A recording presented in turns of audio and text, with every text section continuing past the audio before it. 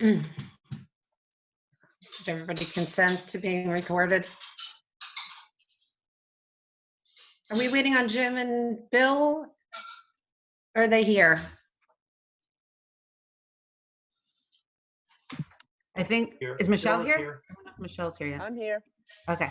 Michelle's here. How about, Bill, are you here? Bill is here. Hi, Bill.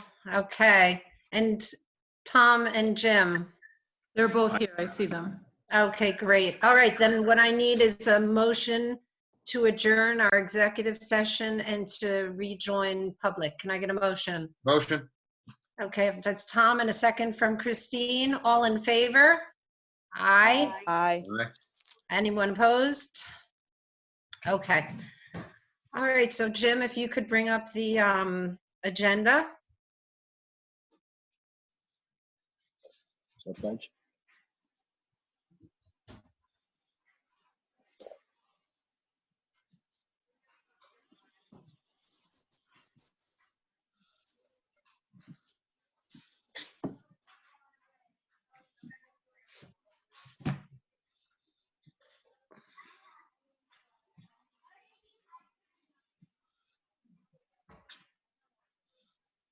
We don't have to wait for it. We can say the Pledge of Allegiance while we wait. Why don't we do that? All right.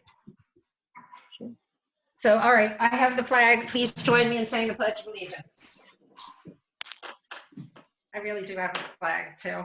Here we go. I pledge allegiance to the flag Of of the United States of America America and to the republic for which it stands, one nation, under God, indivisible, with liberty and justice for all. Can you hear me now? Yes, we can hear you now. I don't see the agenda yet, though. Okay. I just want to welcome everybody to our meeting and thank everybody for coming and ask for your patience tonight. This is obviously different than any other night we have ever held a meeting. Okay, bear with me for a second. Of course. I'm sorry, I was talking about the recording before and I realized that nobody was hearing me. No. Okay. All right, I'm about to share my screen. Okay.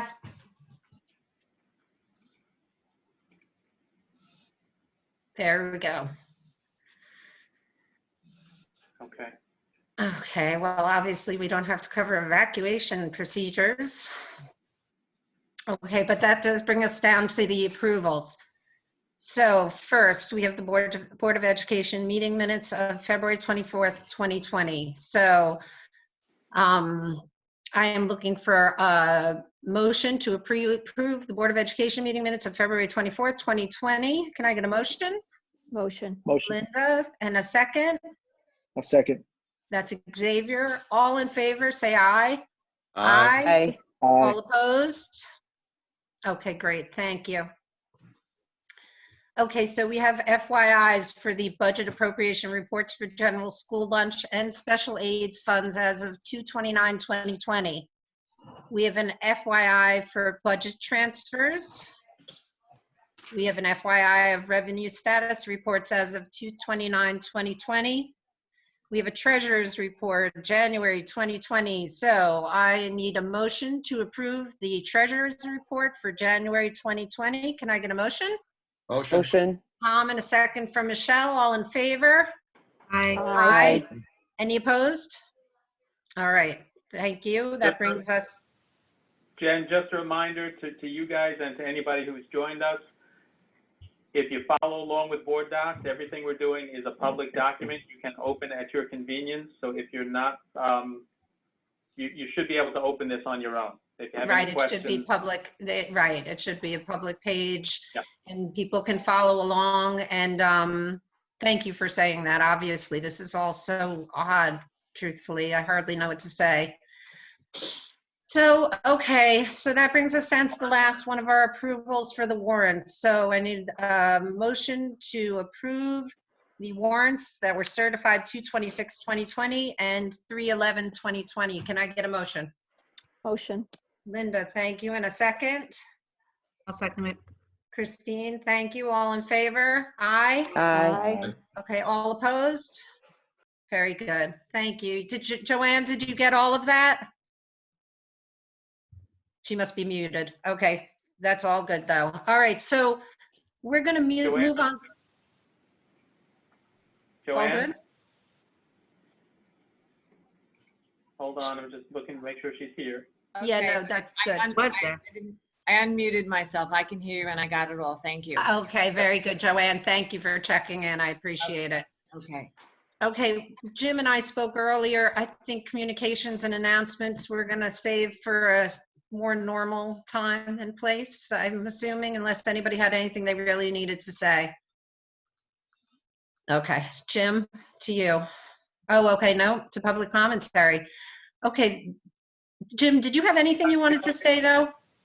Yeah, I just wanted to throw out to the board and to everybody who's joined us, just a thank you for your patience and understanding. This has been very challenging, and you know, staying positive is something that I will continue to promote. But it's upsetting in so many ways when I'm standing in a school building and there's nobody around, and I'm gonna get upset here, but just please be patient. Please continue being as understanding as you have been, and we're in this to make sure every kid is going to get what he or she needs until we can open those doors again. And I'm going to leave it at that. Very And that good. goes for Well, our staff. We want to make sure that our staff members are well taken care of, and that you know, they understand the stress that's put on them as well, and they are trying their rear ends off to make this work for their kids. I just want to make sure that everybody, you know it, but I want to say it. I want to say it personally. absolutely. And I, Thank you you for saying know, it. as you know, several of us reported before too, you know, we're hearing from different parents who are, you know, saying that in the midst of this incredibly challenging and unprecedented time, that the school district has been doing a remarkable job of providing communications and giving everybody a piece of, you know, solid ground to stand on, knowing that the school district is doing everything possible. So thank you to you and your team and everybody that's been involved in that effort. Can I just quickly say that I just want to say to the whole community that to continue to lean on each other, and if anyone feels like they don't have somebody to reach out to, like, pick one of us, because Absolutely. Yeah, that's well Yeah. said, Christine. Also know that it's teachers, staff members, but we also have a very talented mental health support team that is available on a moment's notice. Drop them an email, reach out to them. They will be there. Yeah, we're lucky. We have a great community and they're really all pulling together at this time. And, you know, I'm sure people have heard of the wonderful thing that Teresa Sullivan did in terms of collecting funds to, you know, help bring some meals to the hardworking hospital staff up at Huntington Hospital. It's things like that that keep you going, you know? So, Just a little photograph sent to me by a few little ones, just oh, chalking that up was the wall. cute. Made my day. Yeah, that So, was sweet. Anybody that wants to continue sending those things my way, I will put them up immediately. Sounds good. All right. All right, so I'm going to move on to public commentary. It's going to be an odd public commentary section, but if anybody has a comment to make who's out there, you have 3 minutes. Your comment should be geared towards the items for discussion and action, although, you know, at this All point, right, yeah. Just there is a feature here that allows one to raise a hand, and I just noticed that James Graber did that, so that's an excellent idea in terms of just some organization here. Oh, great. Where is that feature? It is on the taskbar, I believe. My screen is being Oh, shared. I so see. can't Participants share screen. Wait, let me see, it went away. If you click on the area where it says participants, then you can raise your hand there. Oh, very good. Okay, thank you, Beth. That's where I will find it. All right, so I'm going to open it up to any of the public that has joined us. If you have a comment, now would be the time. There's another public commentary section at the end of this meeting's agenda. Is there anybody out there that had anything they would like to say to bring to the board? James raised his hand, so I know he's ready. Just unmute yourself. Okay. I feel like I'm a part of history here. Hey, James. I kind of Hello. miss you. I almost wish we were in the auditorium just so I could see you. I feel like, I feel like this is a sense of normalcy for me to speak a little bit during the public commentary. So, For us also. I just, I guess for the record, James Graber, a teacher in the district, a parent in the district, resident of the district, and the president of the Teachers Association. And I just wanted to let everybody know that, the ATH has been working with Mr. Polanski and really all of the administrators in Huntington to work out an acceptable and educationally sound way to try to deal with what is an absolutely incredible change in how we are presenting instruction. And while we all know that this is, distance learning is in no way a replacement for what actually takes place in our classrooms on a daily basis, I'm really proud of the work that the district has done and that the ATH has done in putting something together so quickly, and I think that it has a lot of efficacy to it. We're getting some interesting feedback. There's obviously a lot of challenges, but everybody's working together on this, and I'm just happy to be a part of it and wanted to say, thank you to Jim for all his hard work. This guy has been really incredible throughout all this. So thank you. Thank you, James, and thank you to all the teachers and staff members for trying to keep us afloat. We appreciate everything you're doing. And I'll just add, on a moment's notice, he is in my office, James, and on the phone. We have been talking basically incessantly to make sure that we're doing what we need to do. And anybody who's not proud to be a part of this community right now just doesn't see on the front lines what's happening here. It's really been, this is when we come together and make it happen. And hopefully this too shall pass. It will be some time, but I'd like to once again express my sincerest gratitude to every staff member, every teacher, every staff member, every administrator, every board member, every community member for just banding together and making a very difficult situation a little bit more bearable. You're here. All right. Well, that is going to bring us to our items for discussion and action. So, Jim, I know you're going to give us a brief budget presentation, given the, how changeable things are. I spoke to Jen beforehand. There is my standard instruction and staffing presentation. I don't feel that it's prudent to go through an 80-slide presentation at this point, based on the uncertainty involved in fiscal matters as related to education. I will move the presentation up. What it does, and I can open it up. Actually, I'm in the public view here. I can open it up, but the bottom line is what we did between the last meeting and this meeting is reduced our gap to about $540,000 with adding staff members and maintaining services and adding services. To present that now would be, I believe, not the most prudent thing on my part, because this whole budget process will almost certainly be looked at again in light of revised state revenue projections related to the current situation that we're dealing with, and everything I showed tonight may have to be redone. It will have to be redone in the very near future, and this is not a doom and gloom, but we're going to have to wait until we know exactly where we're going to be, and then a lot of things are going to have to be reevaluated and resituated. And that also includes the date of a budget vote. I imagine that may change. There are a number of ideas that are out there, one of which is pushing it out until June. There are a lot of unknowns that are out of our hands, and my goal at this point is to have my voice in the conversations, which it has been all along, and to make sure that anything that changes is shared with my staff, with the board, my staff, and the community as quickly as possible. So I will post it. The draft is already up there. I'll post the presentation, but like I said, unless the board wishes otherwise, I don't think it's necessary to go through the slide by slide at this point. It's all up there, including the staffing tables, but understand we're going to have to wait to see where we are in terms of new revenue projections, which are certainly going to be drastically lower than what we're facing right now.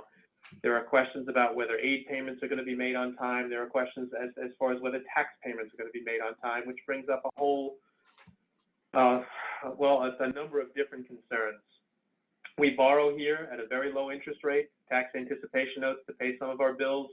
If we default on those notes, that is not going to help us in terms of securing TANs for next year, buying the notes for next year. And if we don't receive our May payment, that's basically going to start us with nothing as we begin the 2021 school year. So I do imagine that adjustments will be made, but right now I do not have firm information as far as what they are. So I'll open up questions to the board. I'm just wondering, what did it come down from? You said that it was reduced the budget gap to about, what did you say, 500,000, 400,000? Hold on 1 second. I'll put that back up in a minute. No problem. Just bear with me. Take your Not time. that I don't have the screens open already. We got nothing but time, Jim. That's true, but I see little ones out there. All right, so let me, Does anybody hear my dog snoring? remember we are She being is. recorded. Holly. No, Polly, behave yourself. And Sarah just joined us as well for the public session. Hi, Sarah. That's nice.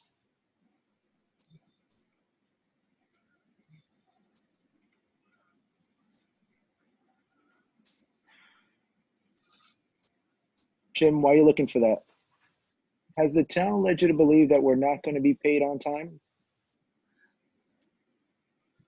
No, but I've heard it out there mentioned a couple of times that what they're thinking about is trying to make things easier for folks who are now in a difficult employment situation. That's why federal tax payments were extended. That is, if they extend the property tax payments, they just need to make sure they understand that will impact schools considerably. And I also understand that people may have difficulty meeting their obligations at this point.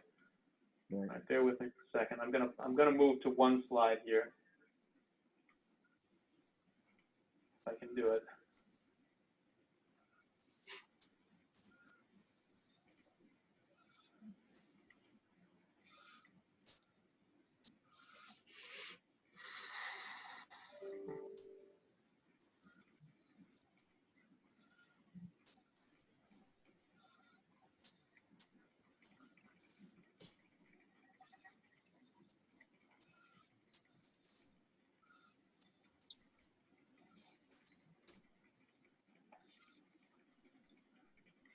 I know you're thinking we should make them this fast all the time.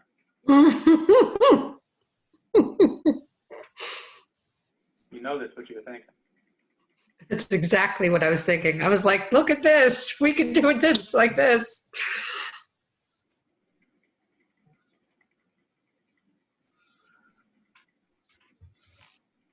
Always he can go backwards as fast as he can go forwards. Sure.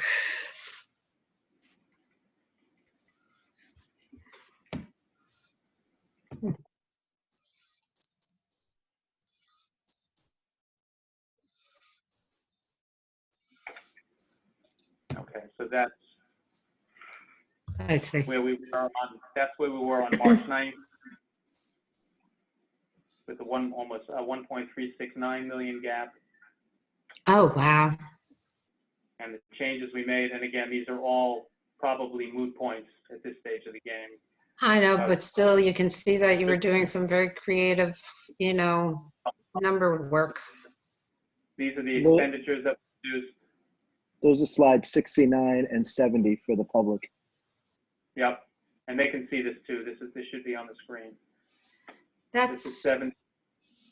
So this didn't lower the budget. This 97,743. This actually offset the levy, and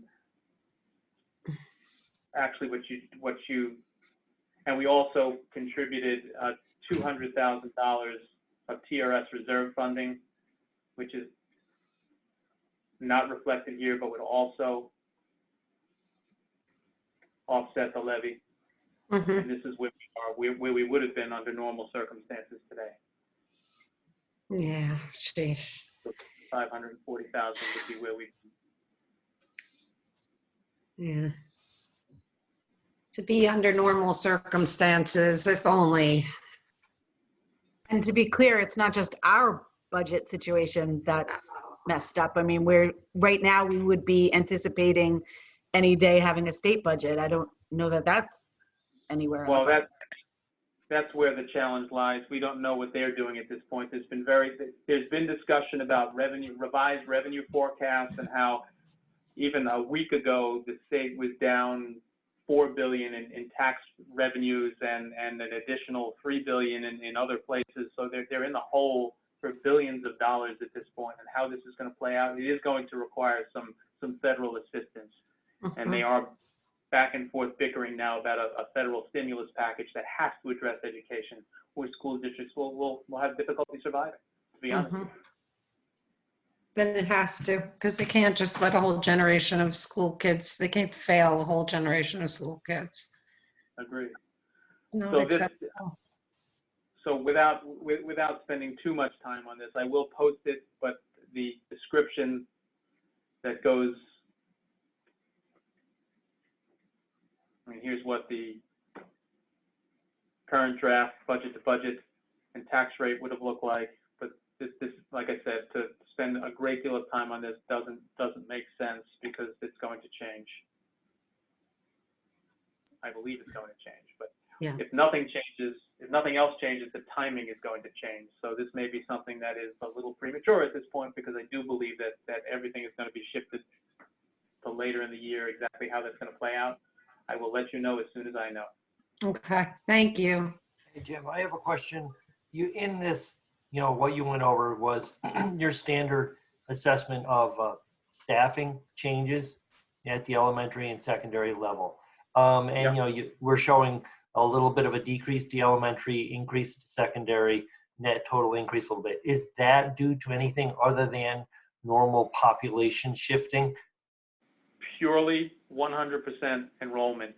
And we tried to shift those elementary positions in a manner that kept class sizes at reasonable levels in all schools. So sometimes there are breaks that don't make sense, and we try to fix it. And that happens during the year sometimes. So some of the changes are now to make those don't make sense breaks make more sense for 2021. So any changes you see there are purely enrollment and service need driven. Thank you. You're welcome. Does anybody else have questions for Jim before we move on to the next item?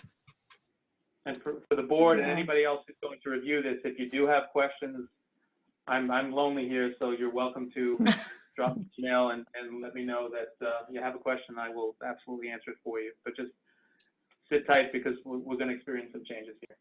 Yeah, there's a lot of changes to come. Thank you very much, Jim. Thank you. All right, I'm going to stop sharing this. And like I said, I will post it immediately. Okay, All right, I'm going to go back to sharing board docs. perfect. And that will bring us to our second item. Wait 1 second. Let me get back. Take your time.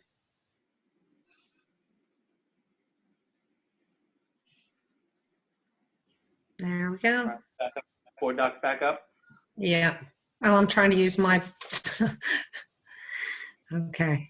So the second item for discussion and action is our building improvement fund, the capital reserve fund use proposition for May 19th, 2020 ballot.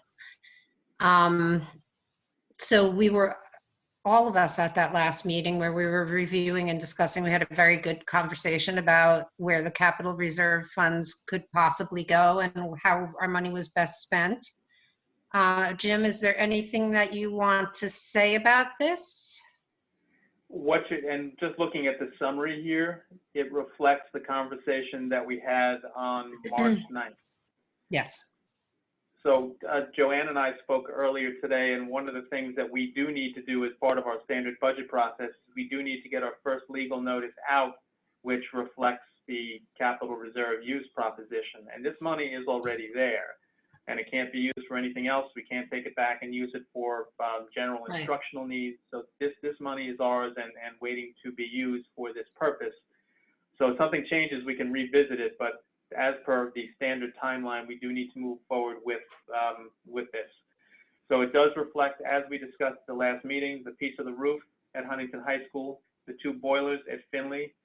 Based on the conversation that we had about the classrooms and the estimates that George Austin put together, we can do the 2 rooms for $1 million, the reconstruction of the Jack Abrams Auditorium, the solar at Southdown, and this is basically going through purchase. And the other piece of it is a non-cost, but in order to make sure that our Finley Locker project, which would be done this summer, is aidable, we are adding in we're just shifting 20,000 into the hallways and floors, which is there anyway. We just need to be more explicit with it so we don't take any chances with not getting the aid back on the project. So that's not a cost, it's just a shift of 20,000 of the 600,000 approved last year for hallways, floor, abatement, etc. Great. So Okay, that's so why the 20 not in that column, the 20,000 is on the left. It's not included in the total. I was just going to say Linda wasn't with us last time, so I just wanted to make Right. sure. oh, Linda, that's right. I'm so sorry. I know. Of course. That's okay. That's okay. So should I get a motion and a second, and then we can ask any questions or have discussion, or do you want us to just discuss it now? No, you can do the motion second. Okay, so it is upon recommendation from the superintendent of schools that we approve the Building Improvement Capital Reserve Fund use proposition for May 19th, 2020 ballot. Can I get a motion? I'll make the motion. Christine, thank you. And a second from Linda. Okay, so now if anybody has any questions or comments, things that they want to say, Linda, you may have some input since you didn't have a chance to be part of that Board member. discussion. Comment, it's all exciting, especially the solar for me. Me too. And I know, and my question is, I think I know the answer. So unlike the budget, this will not change, right, Jim? Not subject to change other than the date that the public votes on it, the community votes, And I potentially will answer changing. that with I believe so. Okay. I'm not taking anything off the table at this point. Right, no, I know. And I did, just to make sure that there was no reason to hold this back, I made a call to our council today based on the expectation for legal notice, but this money it's not in an account that's going to be damaged by what's happening on Wall Street. I'll leave it at that. We don't invest. Okay. And it can't, again, as you said, can't be spent elsewhere, so we can't shift it. So We cannot. Okay. Anybody else have anything to say? I have a question. Jim, at the last meeting, I asked about looking into the idea of financing the rooftop solar to do more than one building. What became of that? Did you look at it? If so, what did you find? I did. I sent you some information. I think it was, I'm trying to remember which update it was, like the last one or the one before it. There was no fiscal benefit. The only way we can finance this is either through a bond or via an energy performance contract. And the energy performance contract was not cost effective for us because there was really nothing else that we were going to be able to benefit from it. And it would add debt service. So there was an analysis. Kathy, you remember which update it was? You there? Kathy? Having some technical difficulty. I wanted to pull up the analysis that I sent you. It had to be, I want to say 3 weeks ago, 2 weeks ago. No, and I know what you're talking about. I guess I was asking just so that the public can hear what become of that. Yeah, because the EPC, we have to pay them a fee, so that automatically adds to the cost of the solar, and then you have the interest on the loan. So basically, any savings we generated would be used to pay the loan. It's not going to help us pay our bill, right? Right now, if we own it, the savings we generate, we won't have a bill, an electric bill. With the EPC, we would still have an electric bill because we're using any savings to pay off the loan, and we wouldn't own it. I'm trying to remember, we wouldn't own it for 15 years, but till where it's ours, or 20 years. Whereas with buying it flat out, we'll own it after 7 years. Mm-hmm. So that, there was really no cost benefit, because, typically with the EPCs, you're hoping to generate a savings then to invest into another project. But since we already did the LED lighting, that's just not the way it would work for us. No, that's good. I appreciate you're looking into that. And that's really No just what I was looking for, was that So explanation. I have it opened up, the details. If we finance the purchase of solar panels for 4 buildings, for example, using an EPC or an energy performance contract, the cost of all 4 schools would increase to $1.5 million plus interest due to the fee that whether it be ECG or whatever EPC company, whatever they receive, the district would have to be issued a tax-free bond for $1.5 million plus interest. Annual cost of the note would be approximately $100,000 plus interest. Current rate at the time was 2.6%. It probably came down now for 15 years. District would lose the rebate because it would go to an EPC contractor, so that's another fiscal impact. We'd be required to use the EPC company for monitoring maintenance over the 15 years of the bond for an annual fee of $25,000. And the board resolution, which would be required to use an EPC, it's not voter approved, so the district would lose 10% of the building aid. So there's just so many little pieces that just continue to bump up that price. If we just purchase them for $340 per building, it would be $1.36 million without any of the other little charges that would start to add up over the 15-year time frame. Okay, thank you. I appreciate that public description. Yeah, and I You're have very welcome. one more question. Do they anticipate this, with purchasing them, that we'd make enough to produce the energy that they use at Southdown? Or it would be close? at least? Again, I'm looking at the analysis that I asked Kathy to put together for me.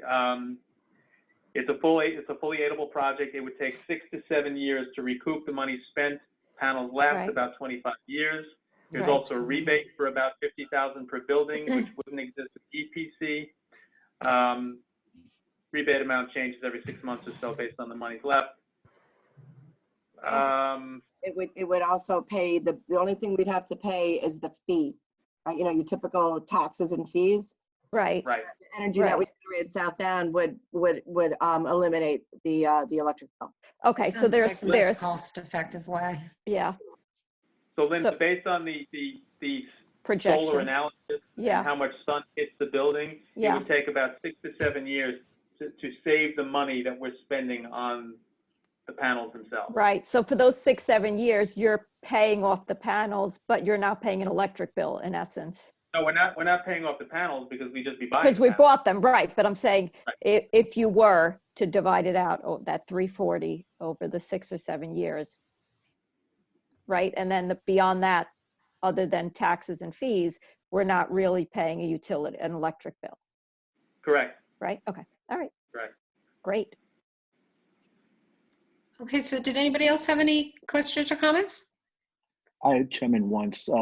I think this is fiscally prudent management. I think this is great that we've been doing this bits and pieces rather than trying to float one large bond.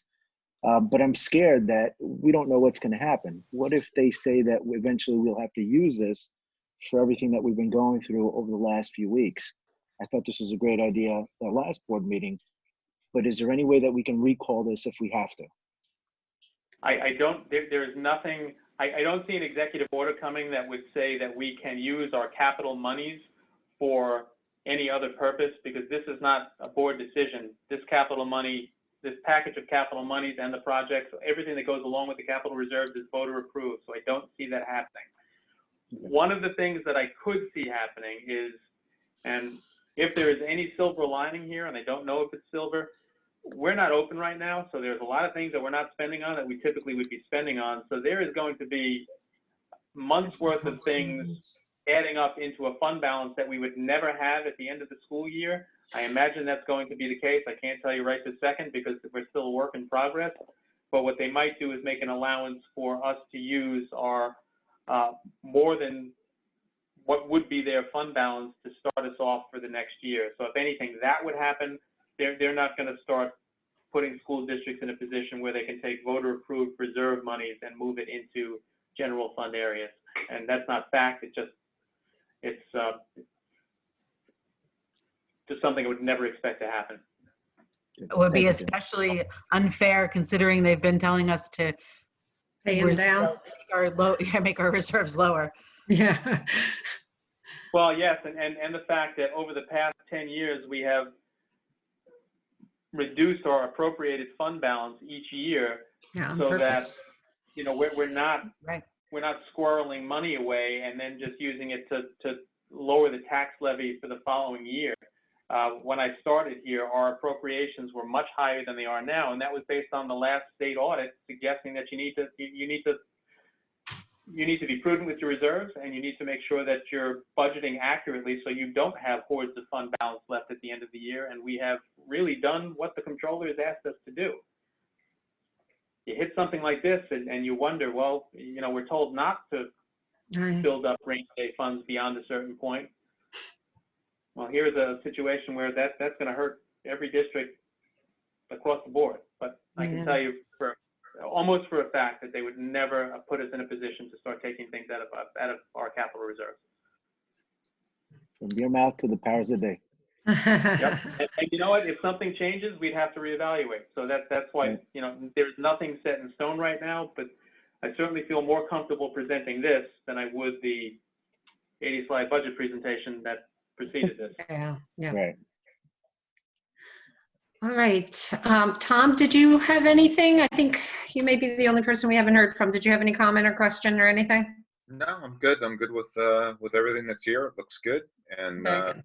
very excited about the solar panels, like everybody else has mentioned. So Yeah, I think we really are. everything All right, on guys. clear. We had a motion and a second. So all in favor to approve the Building Improvement Capital Reserve Fund use proposition for May 19th ballot? All in favor? Aye. Aye. Oh, we could have used that thing too. Any opposed? No. Okay, so it was Thank you, 7. everybody. Yep, there we go. Thank you, everyone. Okay. Oh, I keep thinking I can move down on this. It's like simple. Gotcha. Yeah. Jim, right back at you. All right, this Moody's report, we were very excited to share this with you 4 weeks ago. And I guess it still doesn't hurt to share it now. This is not an actionable item. This is just something we wanted to share with you and the public. It's from Moody's report. We have probably about as high a rating on our financial condition for school districts. 2020 report is attached. Basically, our high rating has a great deal to do with a very low debt level. I can open it up here, I believe. It's a short report if anybody's interested in reading it. District's economy and tax base are very strong overall, aligned with its assigned rating of AA1. Cash balance as a percent of operating revenues on par with the U.S. median, remains stable. Fund balance is actually lower than the U.S. median, which is honest. That's something the taxpayers do want to hear, that we're not in a position where our fund balance is above that median. And again, our debt level is very, very low, and that contributes to most of this. So it's a good report in sum. Congratulations. That is good news in the midst of a lot of bleak news. Yes. Okay, that brings us to Board Policy 5681.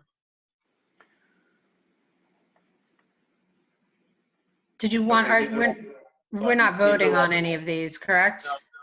These were on there before we actually hit the stage we're in now, but I figured for the initial read process, school safety plans, you can read the descriptions here if you haven't already.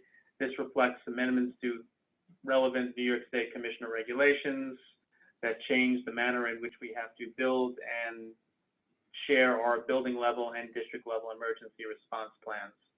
It also reflects a number of things that came up in a controller audit that raised several concerns, not specific to us, but that certain plans around the state were not as thorough as they should have been. So the policy ensures that we're going to be as thorough as we need to be. Excellent. All right, we all got this. Did anybody have any comments or questions for Jim? All right, then we're going to move on to Board Policy 5741, drug and alcohol testing for school bus drivers. So this, and we were I believe this was communicated with Huntington Coach as well. This is a required policy, and it was revised in a small way in terms of the language that was added to include information on the Drug and Alcohol Clearinghouse, which became mandate on January 6th. Okay. Can I just ask a school bus question since we're on school buses? Well, our contract with the bus company, we continue to pay it while they're not driving any children? Is that one of the savings that we might see? That's a good question. It's an excellent question, and Kathy and I have been in communication with Huntington Coach. Our contract basically dictates what we do. Right now, we are still paying them. One of the major questions that came up is if kids aren't here, is any expenditure on transportation aidable?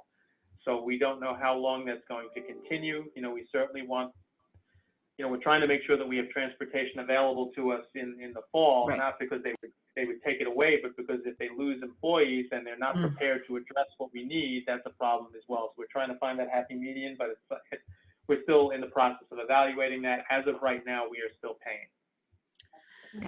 All the dominoes, holy moly. Honestly. The big questions we've taken care of. There are so many little questions that haven't even surfaced yet. No, But that one obviously. happened. That's a good question though, Christine. Thank you. Yep. We're waiting Very good. from the state whether or not we'll receive state aid.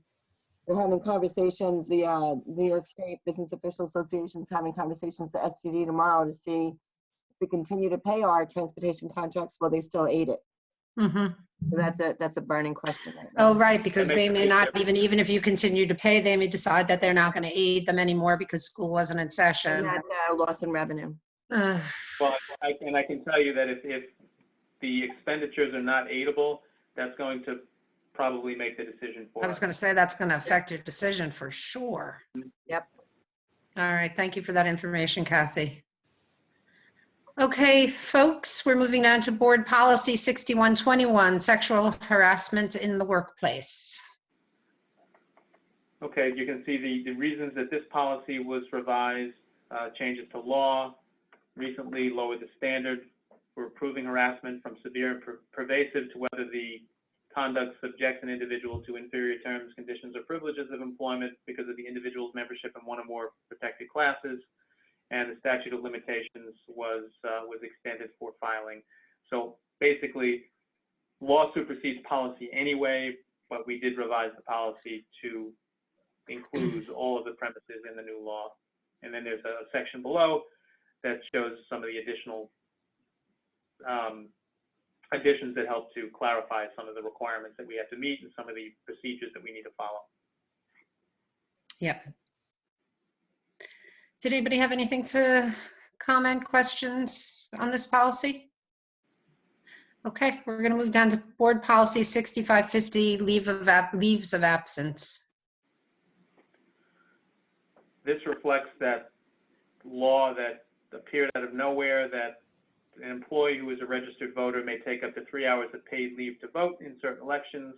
Our policy did not reflect that. Again, it doesn't matter because law supersedes policy anyway, but it does make sense for a policy to read correctly and based on current law and regulation.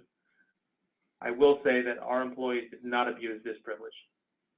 Which I greatly appreciate because it would be very disruptive on that day to have people dashing in and out, you know, or I guess would they have to take the whole day or they could just take a 3-hour paid leave, right? Up to 3 hours.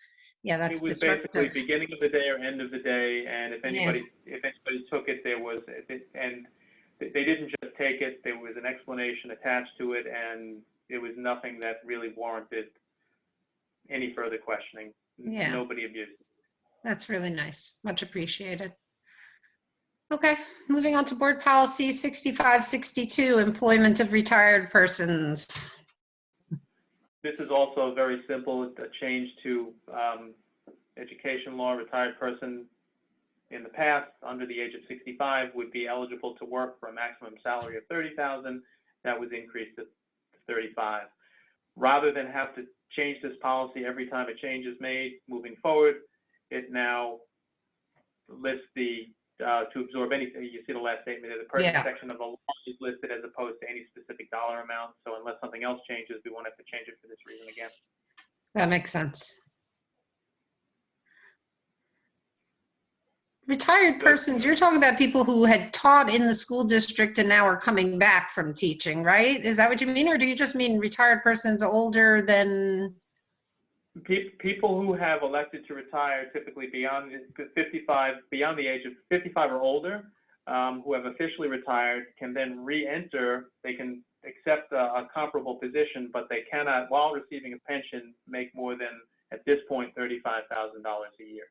Okay, and it's a position of public service, I see. Right. Okay, very good.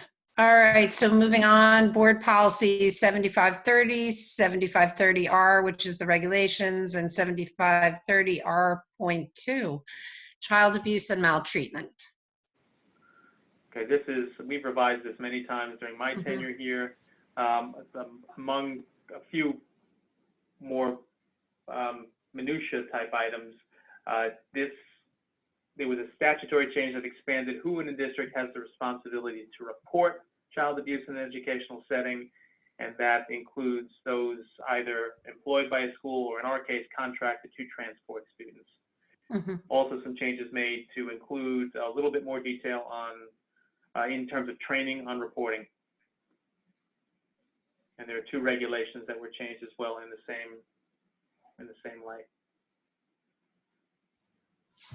Any questions for Jim about that? Okay. We're going to move on to board policy 7580 and 7580R, the dignity for all students. Right, this was just changed. This is one of those things that morphs somewhat routinely. There was some concerns at schools across the state, not here, but that I know there were a number of articles that it was actually a situation where a wrestler was made to cut his hair, and it was a completely inappropriate action to have taken to make a child do that. That's one They example. also kept a couple kids from graduating, actually, from walking in their graduation ceremonies because of their hair. Yeah, well, that's one of the things that prompted the changes to 7580, the law itself and our policy. Very good. I'm glad that we haven't had an issue with it, but I'm also glad it's in writing. Okay, and finally, the administrative regulations 8260R, New York State ESSA funded programs, complaints procedures. Right, we had a policy. I'm sorry, I think I put them both in there. The 8260R that existed before now was titled Title I Complaints or Appeals. It was aligned with NCLB. This was redesigned to reflect the new ESSA program. Okay, so it's just realigning it then. Yeah. Yeah. All right, any comments or questions about any of that?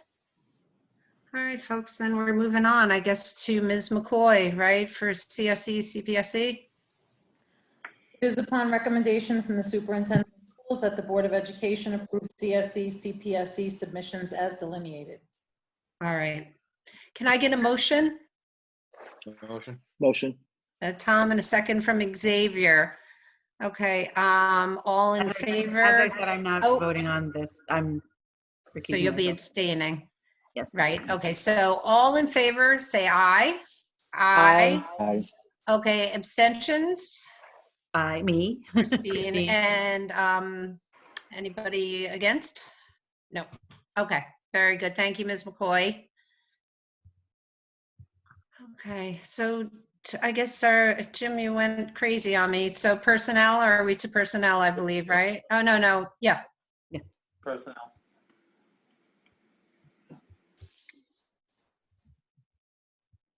I have a little issue here. No problem. Take your time. I thought you were waiting on me to do something. I got nervous. Just bear with me for 1 second. You guys can Technical tolerate. Yeah, no, that's fine.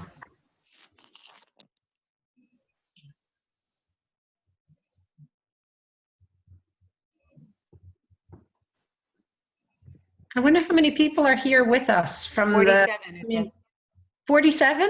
that's what I said. No. Really? Yeah, you can scroll to the right if you want to see who they are. See the little blue No, I'm arrow? afraid to do any of that. I'm afraid I'll lose you guys, and that'll be the end of it all for me. You should have seen me before. I was like, On the bottom, it says 47 participants. oh, very good. Okay. You guys are more daring than me. I'm like, take my hands off. I swear. I'm like, if it's working, I'm not touching it. We should do this more often. Yeah. You know what right. the issue was? I'll tell you what the issue was. I forgot that I was looking at it in public view, so I didn't see what I was looking for. My apologies. Oh, right, because you're not looking at your Yeah, own I mean, copy. you Right, share- that I know makes it's there, sense. but it's not an issue. Okay. Uh, Yep, I sorry. gotcha. Oops. Can everybody see it? Yes, we can. Yes. So I'm asking for board approval of personnel items on schedules 5, 7, 8, 10, 13, 15, 16, and 22. Very good. All right, can I get, thank you, Christine. Second? Second. Second from Linda, I believe. A Yes. motion and a second on the table. All in favor, say aye. Aye. Aye. Okay, any opposed? All right, very good. Thank you, folks. And then finally, I think, Dr. Acker, that brings us to you. Upon the recommendation of the superintendent of schools, that the Board of Education approves items I through N on tonight's business agenda. Okay, we all got that. Can I get a motion to approve? Motion. Thank you, Michelle, and a second. Second. Christine, thank you. Before you take the vote, Jen, just a couple of things that are a little unusual here. Yes. There is the third scope education services contract that you've gotten some, actually have a whole load of things on the update, in the upcoming update on that. But that is a contract that was just approved for us to conduct an emergency child care program in district. Oh, that's great.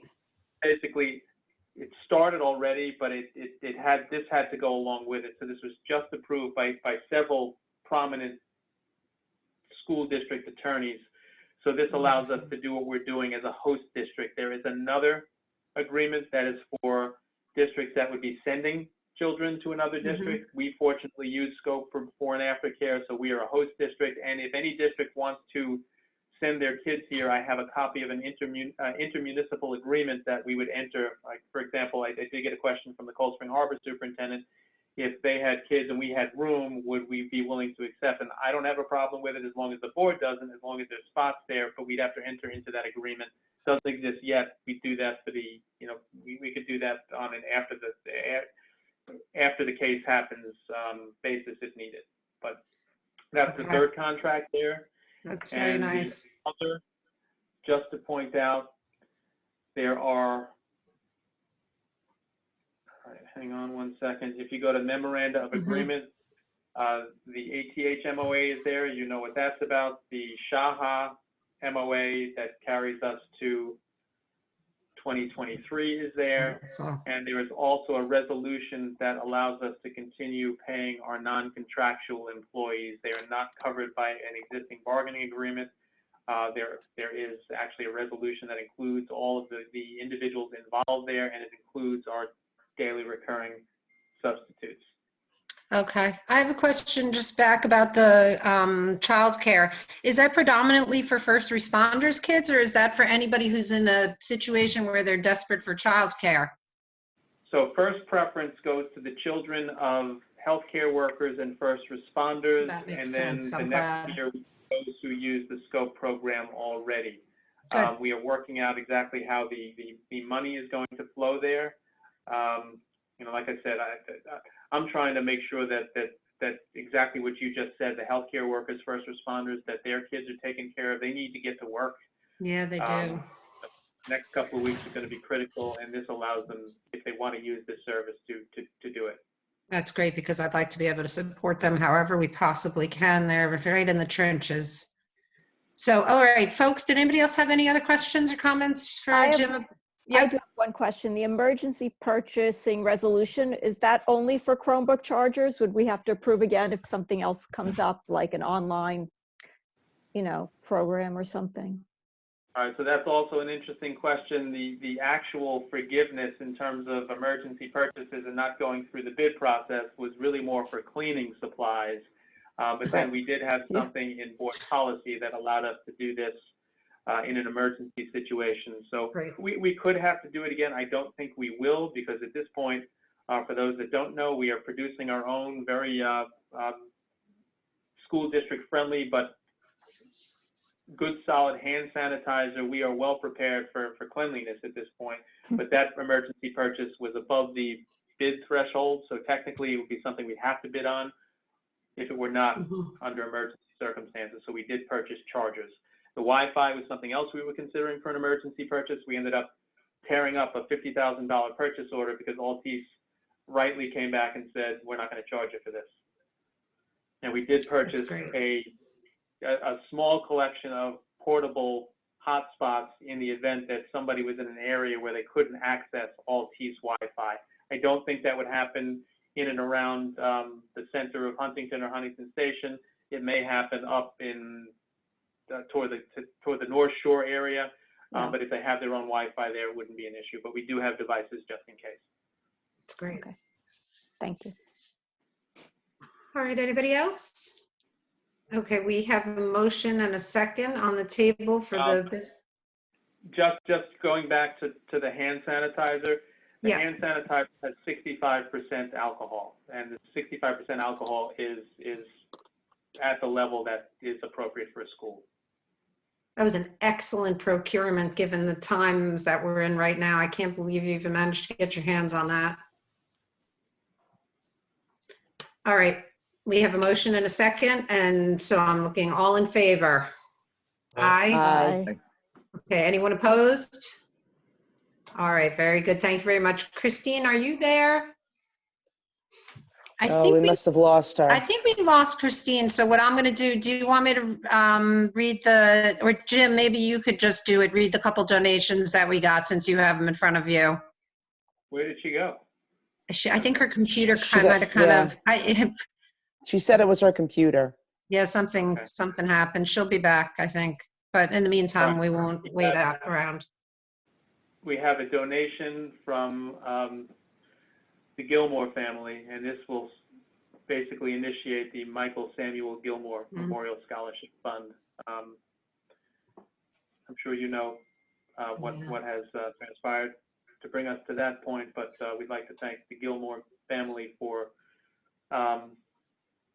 doing this in Michael's name and in support of a child at Huntington High School. So thank you to Robin family.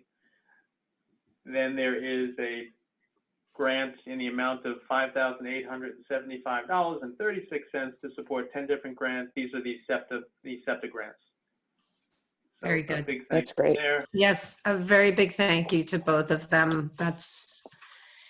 These are going to go to good things. So, all right, that brings us down to our final board member comments, I believe, correct? Or no, I guess we have a second public commentary? Yes. Okay. All right. So I hear there's a whole bunch of you out there. If there's anybody at this point that would like to make a comment during public commentary, you can let us know. You would have 3 minutes, and we're just looking for you to state your name and your affiliation to the district. All right, Jen, just one little clarification on the sanitizer.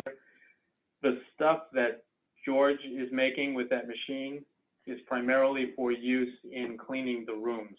Okay, not for hand sanitizers. Hand sanitizer at this point. That's an excellent distinction, actually. That makes good sense. Okay, I don't believe that we have anybody that wanted to step forward for public commentary. So that brings us to the final board remarks. Did anybody want to say anything?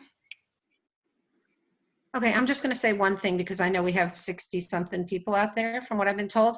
I want to thank you all very much, not only for joining us tonight for this unprecedented and odd board meeting, but just for hanging in there and supporting the district the way you've all been doing. We really appreciate everybody pulling together We appreciate your patience, and we appreciate your community spirit. And we appreciate that, you know, you are giving us your faith that we will get things set back on track just as soon as humanly possible.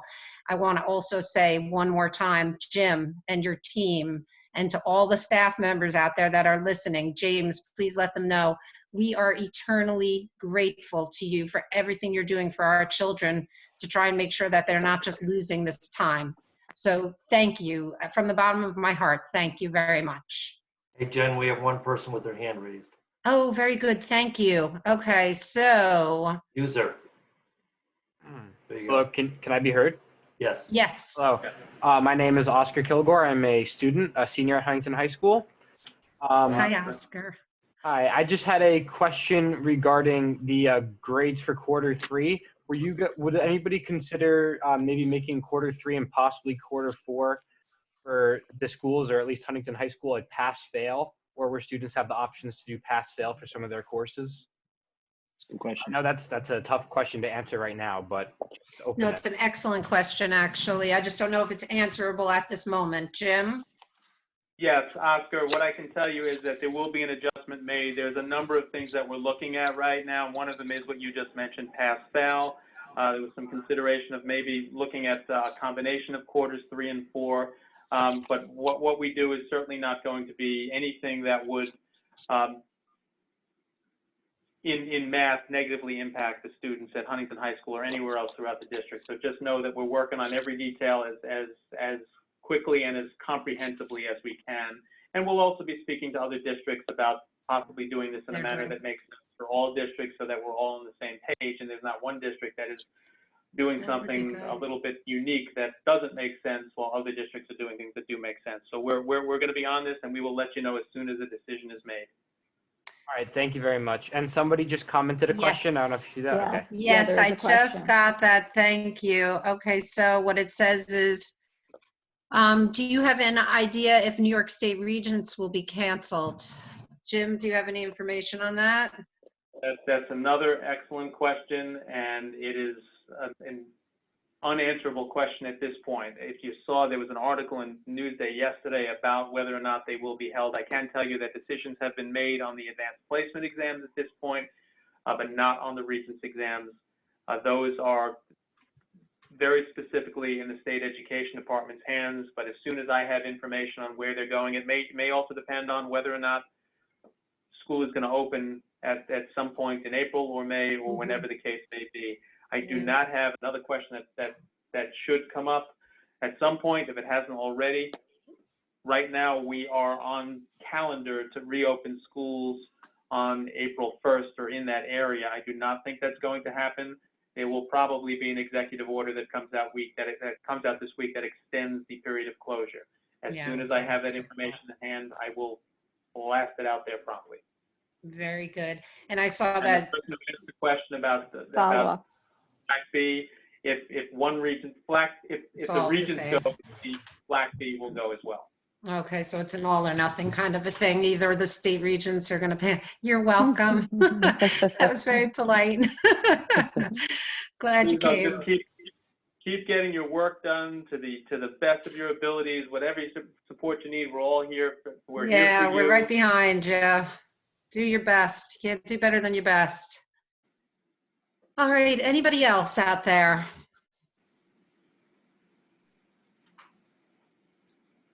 Okay, then I guess I'm going to, Jim, did you have anything final to finish with before we motion to adjourn? Okay, then I'm looking. I'm sorry, go ahead. For patience with the Zoom platform.